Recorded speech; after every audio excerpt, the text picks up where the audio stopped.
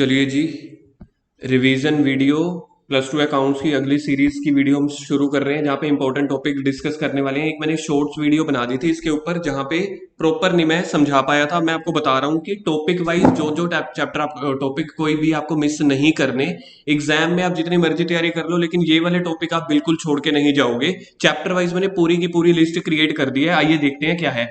पहला चैप्टर है fundamental of partnership. इसके अंदर P and L appropriation account guarantee वाला टॉपिक होना चाहिए और पास्ट एडजस्टमेंट, ये तो बहुत फेमस क्वेश्चन है, ये आपको करके जाने।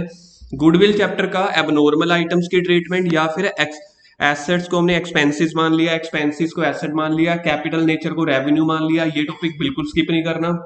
चेंज इन पीएसआर का, अगर पार्टनर्स अपनी रेशियो चेंज नहीं करना चाहते, ये टॉपिक। एडमिशन में हिडन गुडविल का एडजस्टमेंट ऑफ कैपिटल का टॉपिक है, बहुत इंपॉर्टेंट है। रिटायरमेंट में एडजस्टमेंट ऑफ कैपिटल का लिविंग बैलेंस, जहां पे बैलेंस पार्टनर रिटायर हो रहा है, ठीक है, एडजस्टमेंट का टॉपिक होता था कि हम बिजनेस में इतना बैलेंस हम रखना चाहते हैं। डेथ ऑफ पार्टनर में प्रॉफिट के मेथड्स होते हैं दो और एग्जीक्यूटर अकाउंट है। उसके बाद डिसोल्यूशन ऑफ पार्टनरशिप में देखो जर्नल एंट्रीज आने के पूरे पूरे चांसेस हैं। काफी बार यही होता है कि जर्नल एंट्रीज आती हैं तो वो बिल्कुल मत स्किप करना। इश्यू ऑफ शेयर्स में फोर फीचर की 3 एंट्रीज होती हैं। कैश अकाउंट, बैंक अकाउंट बिल्कुल नहीं भूलना और बैलेंस शीट का फॉर्मेट, ठीक है। डिबेंचर्स के चैप्टर में कंसीडरेशन अदर देन कैश की जर्नल एंट्रीज होती हैं, लाइक मशीनरी खरीदी, बदले में उसको कैश नहीं दे रहे, डिबेंचर इशू कर दिए। Loss on issue of debenture का अकाउंट बनाना है, loss on issue of debenture का अकाउंट लेजर बनाना है और बैलेंस शीट का format. Financial statement of company में देखो एक आपको फॉर्मूला है कॉस्ट ऑफ मटेरियल कंज्यूम्ड का या चेंज इन वो फिनिश गुड्स वाला, वो फॉर्मूला हो गया। और P and L balance sheet के फॉर्मेट्स विद मेजर हेड सब हेड वो आपको याद करके जाने हैं।